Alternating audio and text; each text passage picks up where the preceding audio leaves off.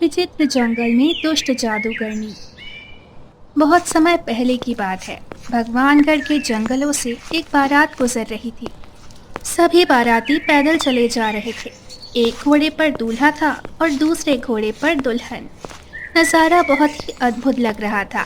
तभी उनमें से एक काका बोले, अच्छा हुआ हमने जंगल का ये रास्ता पकड़ लिया था। अब हम जल्दी ही अपने गांव पहुंच जाएंगे। लेकिन जैसे ही वो लोग थोड़ा आगे बढ़े, दूल्हा अचानक गधा बन गया, दुल्हन घोड़ी बन गई। बाकी के बाराती कुत्ता, बिल्ली, गाय, बैल, हाथी, बकरी और सुअर बन गए और बाकी बचे दोनों घोड़े वो इंसान बन गए।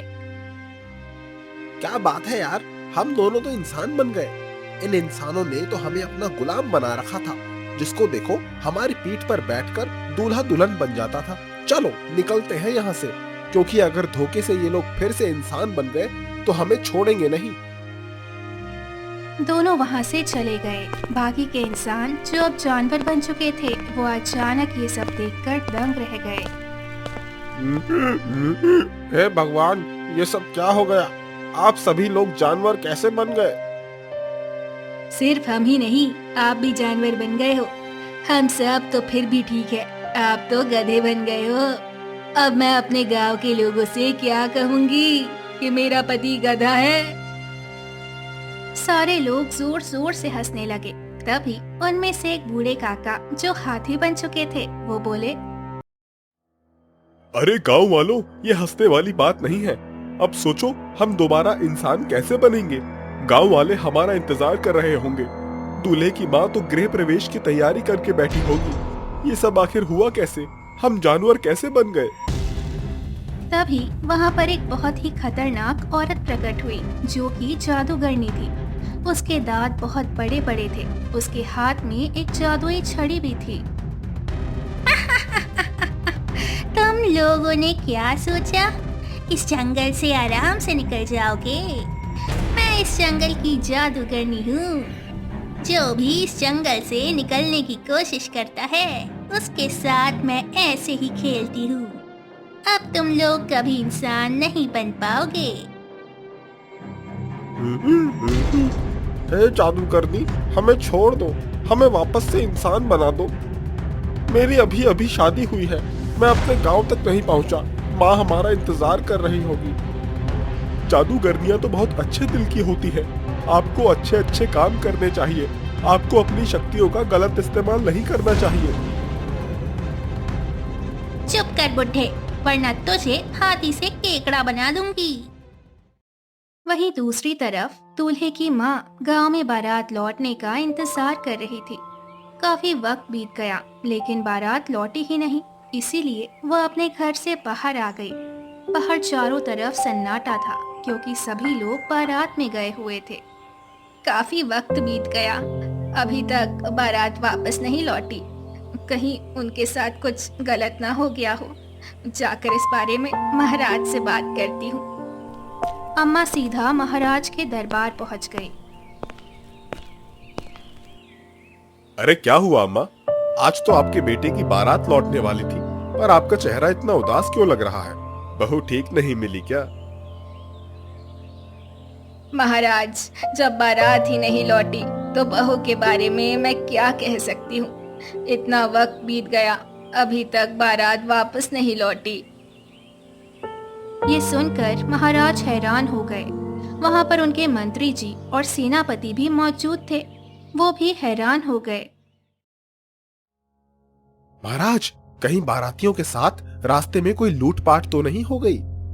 सेनापति, जब से मैंने यहाँ का पद संभाला है, तब से यहाँ कोई लूटपाट नहीं होती। सारे डाकू हमारा इलाका छोड़कर जा चुके हैं। उनके साथ ऐसा कुछ नहीं हो सकता। महाराज, रास्ते में एक जंगल पड़ता है। कहीं सारे बारातियों ने जंगल का रास्ता तो नहीं अपना लिया था? और जंगल में लूटपाट होना तो आम बात है। या फिर किसी खतरनाक जानवर ने उन्हें खत्म कर दिया हो? ये सुनकर अम्मा घबरा गई। नहीं नहीं, ऐसे नहीं हो सकता। भला इतने सारे लोगों को कोई जानवर कैसे खत्म कर सकता है?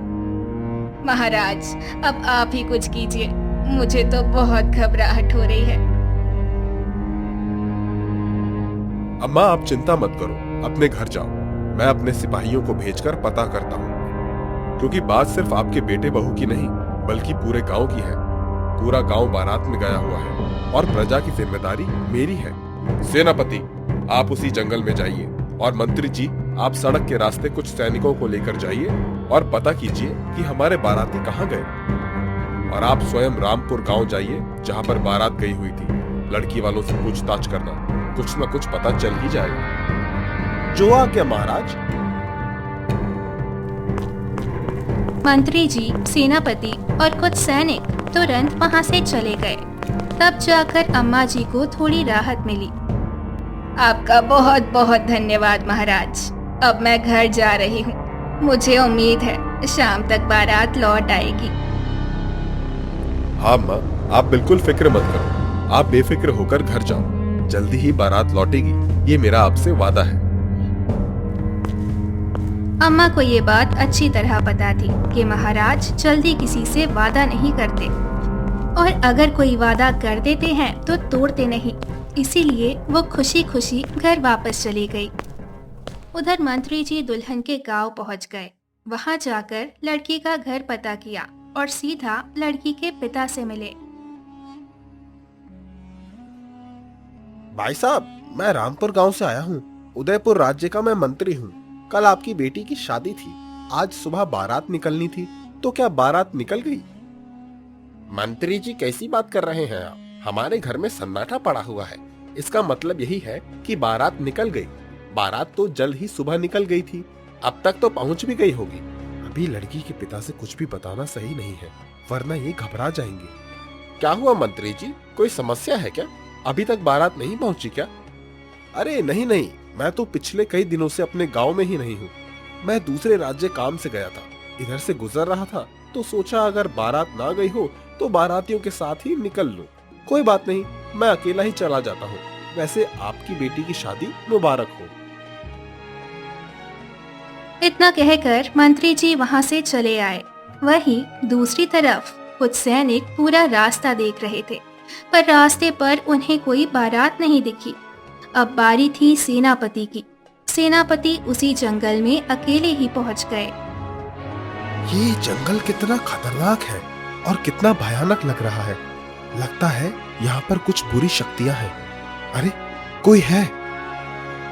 सेनापति थोड़ा और अंदर गए तो अचानक उन्होंने देखा कि उनकी तरफ ढेर सारे जानवर चले आ रहे थे। हाथी, घोड़े, गधे, बकरी, और ये सारे जानवर कोई और नहीं बल्कि वही सब बाराती थे जो इंसान से जानवर बन चुके थे। जानवरों को अपनी तरफ आते देख सेनापति को अजीब लगा। मुझे नहीं पता था कि इस जंगल में इतने भयानक जानवर रहते हैं। ये सब तो मेरी ही तरफ चले आ रहे हैं। अगर मैं इस हाथी के नीचे आ गया तो मैं तो भगवान के पास पहुंच जाऊंगा। यही सब सोचते हुए मंत्री वहां से भागने लगा। सारे जानवर और भी तेजी से उसकी तरफ भागने लगे। तभी अचानक बारातियों में से सबसे बुजुर्ग आदमी ने बोला, जो कि अब हाथी बन चुका था। अरे रुक जाओ सेनापति, मैं गजोधर काका हूँ। जरा पीछे पलट कर तो देखो, हमसे डरो मत।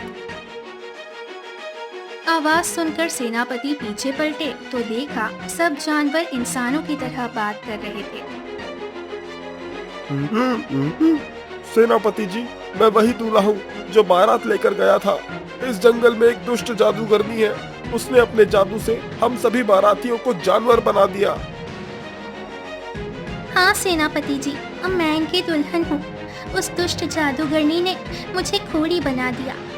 किसी को हाथी, किसी को कुत्ता, किसी को सुअर और ना जाने क्या क्या बना दिया उस दुष्ट जादूगरनी ने। हमें बचा लीजिए, अपने राज्य वापस ले चलिए हमें। अब सेनापति को कुछ भी समझ में नहीं आ रहा था। वो उनकी बातें सुनकर अचंभे में पड़ गया।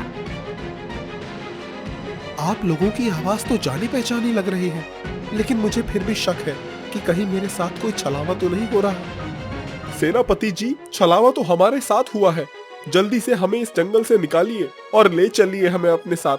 शायद जंगल से निकलते ही हम फिर से इंसान बन जाएं। हाँ हाँ, आप लोग मेरे साथ इस जंगल से बाहर निकलिए, क्योंकि दूल्हे की माँ बहुत परेशान है। उनका रो रो कर बुरा हाल हो रहा है। सेनापति आगे आगे चलने लगा और बाकी सभी जानवर उसके पीछे पीछे चलने लगे। इतने में सेनापति के सामने वही दुष्ट जादूगरनी प्रकट हो गई। सारे लोग वहीं रुक गए और डर की वजह से कांपने लगे, क्योंकि जादूगरनी की शक्ल इतनी डरावनी थी कि मजबूत से मजबूत आदमी भी डर जाए। सेनापति, जो भी इस जंगल में आएगा, इस जादूगरनी के प्रकोप से कोई नहीं बच पाएगा। तूने गलती कर दी इस जंगल में आकर। अब देख मैं तेरे साथ क्या करती हूँ। तुझे उड़ने का बहुत शौक है ना, तो मैं तुझे तोता बना देती हूँ। जिंदगी भर उड़ते रहना। जादूगरनी ने अपने जादू की छड़ी घुमाई और देखते ही देखते सेनापति हरा लाल तोता बन गया। जादूगरनी हंसते हंसते गायब हो गई।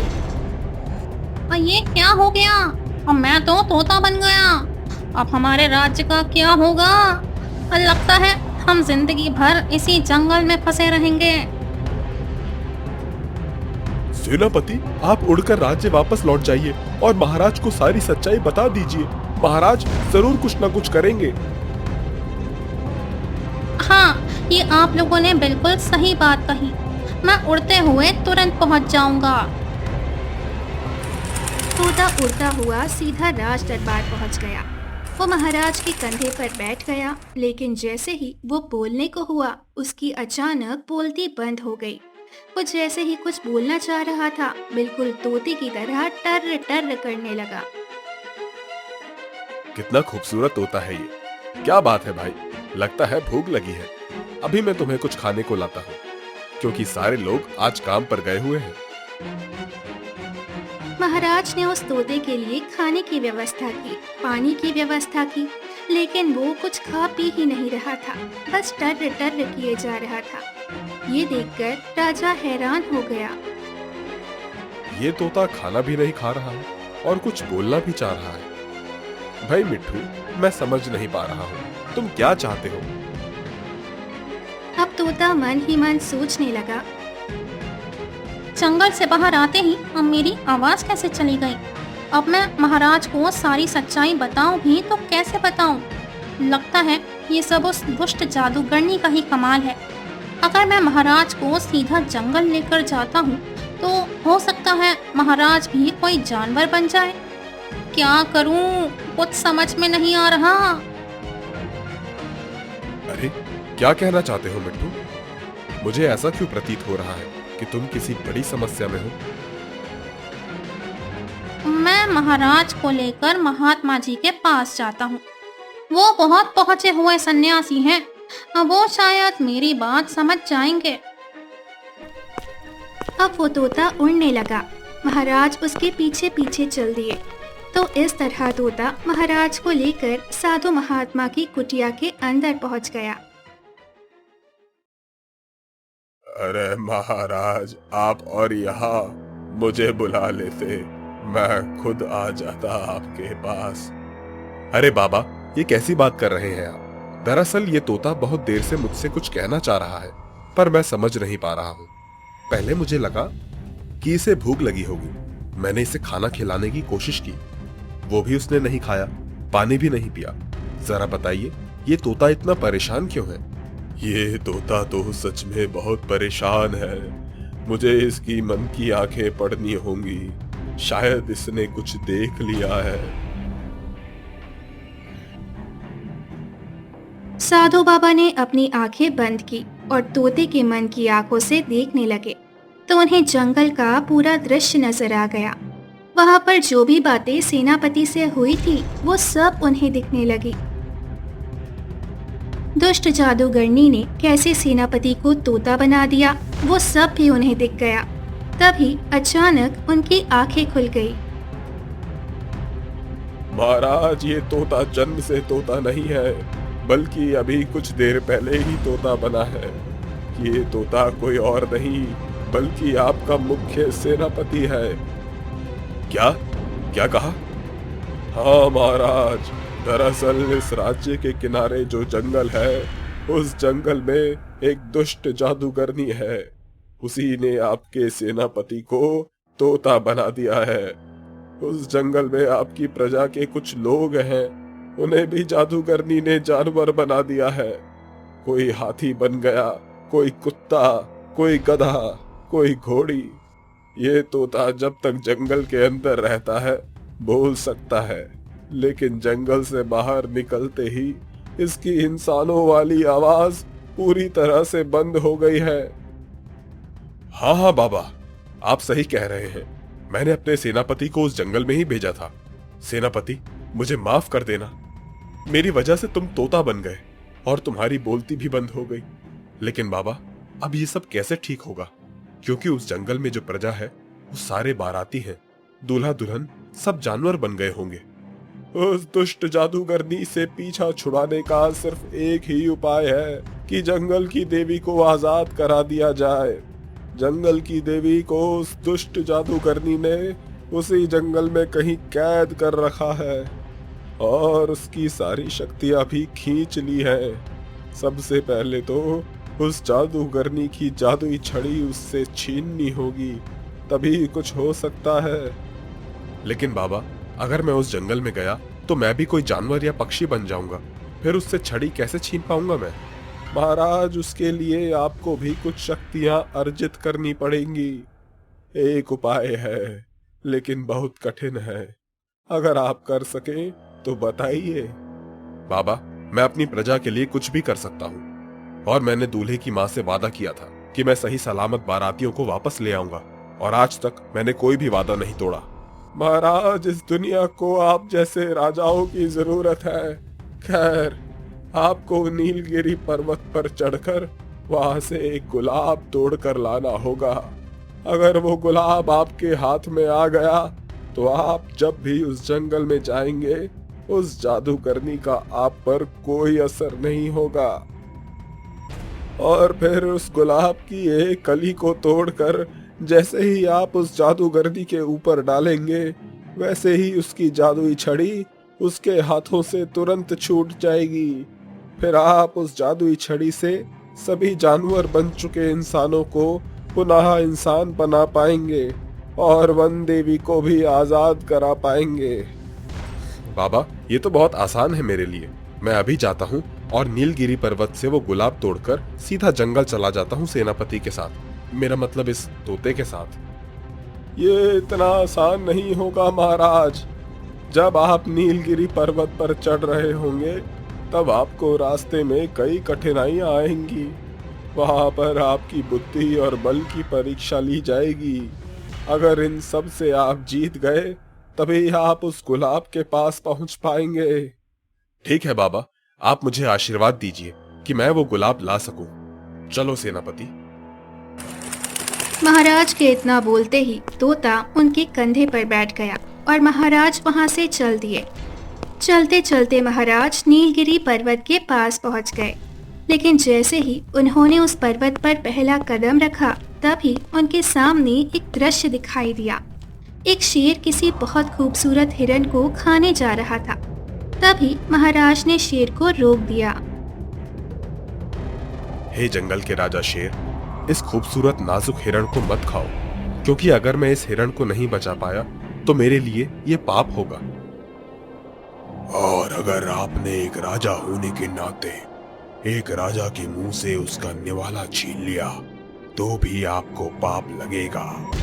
कुल मिलाकर बात यह है कि अगर आपने इस हिरण को बचा लिया तो भी आपको पाप लगेगा, और अगर आपने मुझे इसे खाने दिया तो भी आपको पाप लगेगा। पापी तो आप बनकर ही रहेंगे।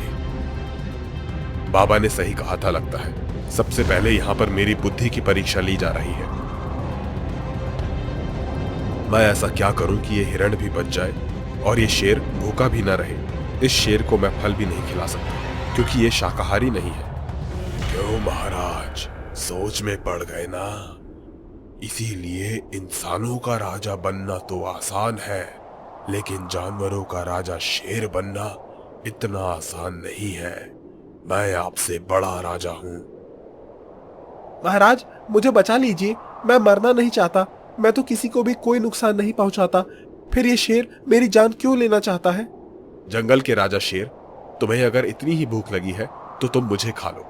मैं हिरण से लंबा चौड़ा भी हूं, मुझे खाकर तुम्हारी भूख भी पूरी तरह मिट जाएगी। ये सुनकर वो शेर अचानक इंसान के रूप में बदल गया और वो हिरन एक खूबसूरत स्त्री के रूप में बदल गई। महाराज, आप सच में एक राजा हैं। आप मेरा पेट भरने के लिए खुद की जान देने जा रहे थे। इससे हिरन की भी जान नहीं जाती और मैं भी भूखा नहीं लौटता। अब आप ये पहली परीक्षा जीत चुके हैं। आप अपने आगे का सफर शुरू कीजिए। महाराज ने खुशी खुशी नीलगिरी पर्वत चढ़ना शुरू कर दिया। वो करीब आधी दूर को पर्वत चढ़ चुके थे। तभी अचानक उन्हें वहां पर एक राक्षस मिला। सेनापति, लगता है अब ये राक्षस मेरे बल की परीक्षा लेने आया है। बस एक बार इससे जीत जाऊं, फिर वो गुलाब मुझे मिल जाएगा। तुम कहीं के भी राजा हो, लेकिन मुझसे नहीं जीत सकते हो। एक से एक साधु महात्मा, बड़े से बड़े राजा ये नीलगिरी पर्वत चढ़ने की कोशिश कर चुके हैं और मुझसे जीतने की भी कोशिश कर चुके हैं, लेकिन वो जीत नहीं पाए। इसका फैसला तो युद्ध के बाद ही होगा ना, या फिर तुम्हारे अंदर इतनी भी अक्ल नहीं है? ये सुनकर राक्षस तिलमिला उठा। लगता है तू आज अपनी जान गंवाने यहाँ पर आया है, इसीलिए मुझसे इस तरह की बातें कर रहा है। चल, मुझसे युद्ध लड़के तो दिखा। सेनापति, आप मेरे कंधे से हट जाइए।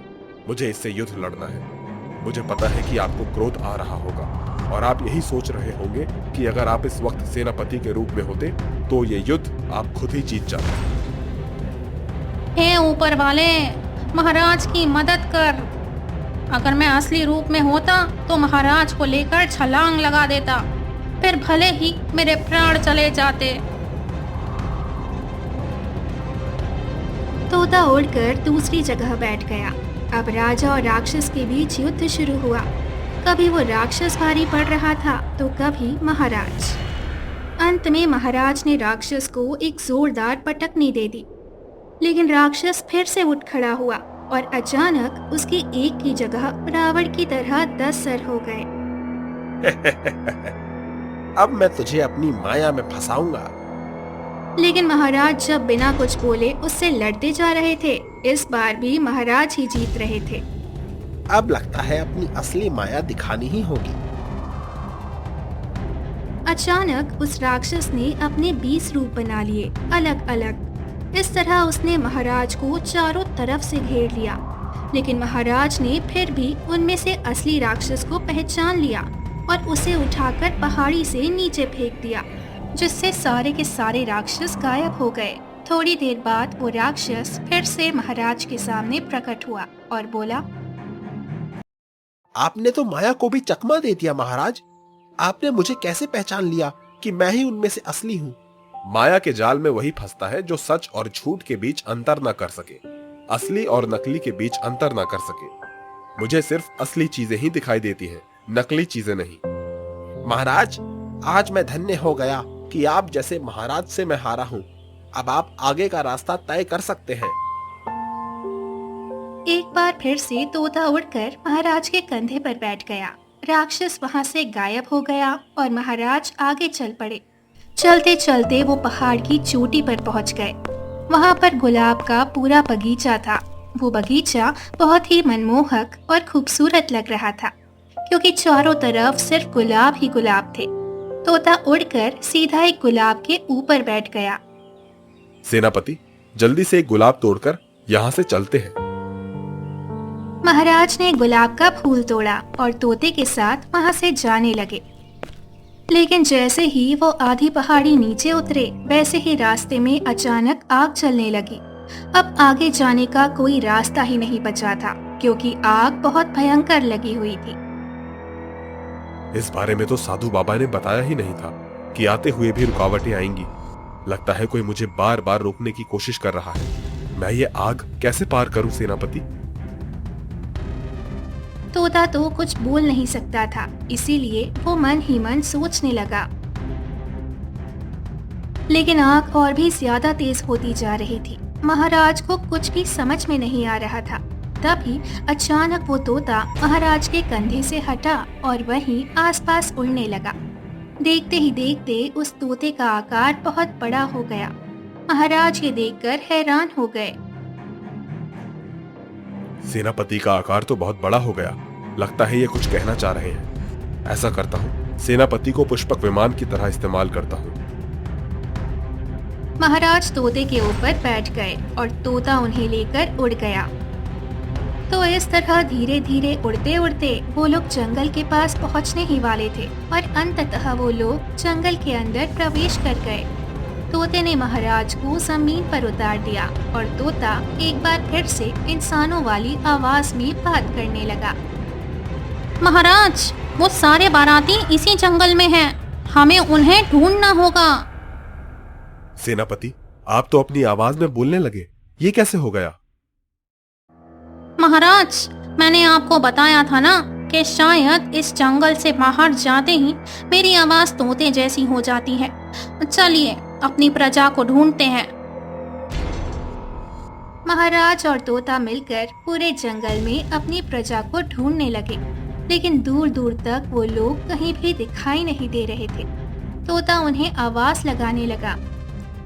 अरे गजोधर काका, अरे ओ गजोधर काका, कहाँ हो आप सब?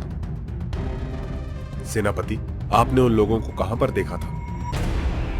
महाराज, उस दुष्ट जादूगरनी ने शायद इस जंगल को एक जैसा ही बना दिया है। ये जंगल कम भूल भुलैया ज्यादा लग रहा है, इसीलिए शायद हम भटक गए हैं। चलिए उस तरफ चलते हैं। वो दोनों जंगल के और भी अंदर की तरफ जाने लगे, लेकिन इतने में एक कौवा उड़ते हुए आया और महाराज के हाथों से वो गुलाब छीनकर आसमान में उड़ गया। ये देखकर महाराज और तोते के पैरों तले जमीन खिसक गई। सेनापति, पकड़ो उस कौवे को, वरना हम अपनी प्रजा को कभी नहीं बचा पाएंगे। जल्दी कीजिए, वरना वो दुष्ट जादूगरनी मुझे भी जानवर बना देगी, फिर मैं कुछ नहीं कर पाऊंगा। महाराज, आप फिक्र मत कीजिए, मैं अभी वो गुलाब लेकर आता हूँ। तोता उड़ता हुआ आसमान में चला गया। दूर उसे कौवा दिखाई दिया। तोते ने कौवे का पीछा किया और उसके पास पहुंच गया। अब आसमान में तोता और कौवे की लड़ाई शुरू हो गई। थोड़ी देर बाद तोते ने कौवे के मुंह से वो गुलाब छीन लिया और वापस महाराज के पास आ गया। ये देखकर महाराज बहुत खुश हुए। सेनापति, आप मेरे सच्चे सिपाही हो। तोता बनने के बावजूद भी आप मेरी इतनी मदद कर रहे हो। महाराज, ये तो मेरा फर्ज है। इतने में वो सभी जानवर महाराज के पास आ गए, जो कि बाराती थे। महाराज की जय हो, महाराज स्वयं हमें बचाने आ गए। अब हम लोग आजाद हो जाएंगे। सेनापति जी, आपने बहुत अच्छा किया कि महाराज को लेकर चले आए। ये आवाज तो गजोधर काका की लग रही है। हाँ महाराज, ये गजोधर काका ही हैं और मैं दूल्हा हूँ। उस जादूगरनी ने मुझे गधा बना दिया और मेरी पत्नी को घोड़ी। वो सब आपस में बातें कर ही रहे थे कि तभी वहाँ पर दुष्ट जादूगरनी प्रकट हुई।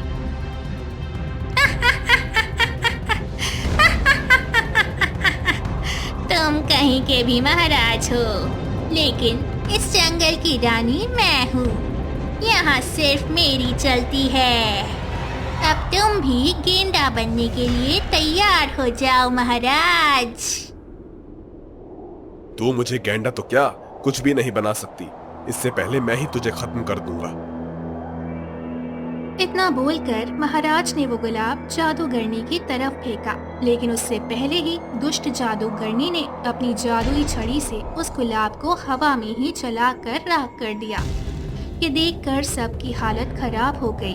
महाराज भी हैरान हो गए। ये क्या हो गया? इस जादूगरनी ने तो वो गुलाब ही नष्ट कर दिया। सेनापति, अब शायद हम कभी नहीं निकल पाएंगे इस जंगल से। शायद अब ये मुझे भी गैंडा बना देगी। इतने में तोता उड़ता हुआ उस दुष्ट जादूगरनी के कंधे पे जाकर बैठ गया। तभी उसकी चोट से गुलाब की कुछ पत्तियां उस दुष्ट जादूगरनी के ऊपर गिरने लगी। देखते ही देखते जादूगरनी के हाथ से वो जादुई छड़ी जमीन पर गिर गई और जादूगरनी धुआं बनकर गायब हो गई। महाराज, अब वो जादूगरनी हमेशा के लिए नष्ट हो चुकी है। हम सब में आप ही एक इंसान हैं, इसीलिए ये जादुई छड़ी आप ही इस्तेमाल कर सकते हैं। जल्दी से ये जादुई छड़ी घुमाइए ताकि हम सब अपने इंसानी रूप में वापस आ सकें। महाराज ने वो जादुई छड़ी उठाकर जैसे ही 3 बार घुमाई, वैसे ही सारे जानवर वापस से इंसान बन गए। दूल्हा अपने रूप में वापस आ गया, दुल्हन भी अपने रूप में वापस आ गई। हाथी भी गजोधर काका के रूप में वापस आ गए। इधर तोता भी सेनापति के रूप में वापस आ गया, लेकिन महाराज अभी भी हैरान थे। सेनापति, आपकी चोंच में वो गुलाब कहाँ से आया? महाराज याद कीजिए, जैसे ही हम उस नीलगिरी पर्वत के बगीचे में पहुंचे थे, वैसे ही मैं सबसे पहले उड़कर गुलाब के ऊपर बैठ गया था।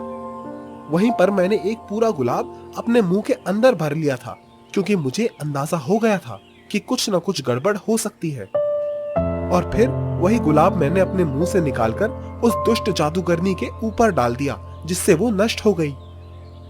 इतने में वहां पर वन देवी प्रकट हुई। महाराज, आपका बहुत बहुत धन्यवाद। उस दुष्ट जादूगरनी ने मुझे भी कैद कर रखा था। जैसे ही उसकी शक्तियां खत्म हुई, मैं आजाद होकर तुरंत आप लोगों के पास आ गई। सारे लोगों ने वन देवी के सामने हाथ जोड़े और अपने गांव वापस आ गए। दूल्हे की मां ने अपने बेटे बहू का गृह प्रवेश कराया। महाराज सहित सारे लोग वहां पर उपस्थित थे।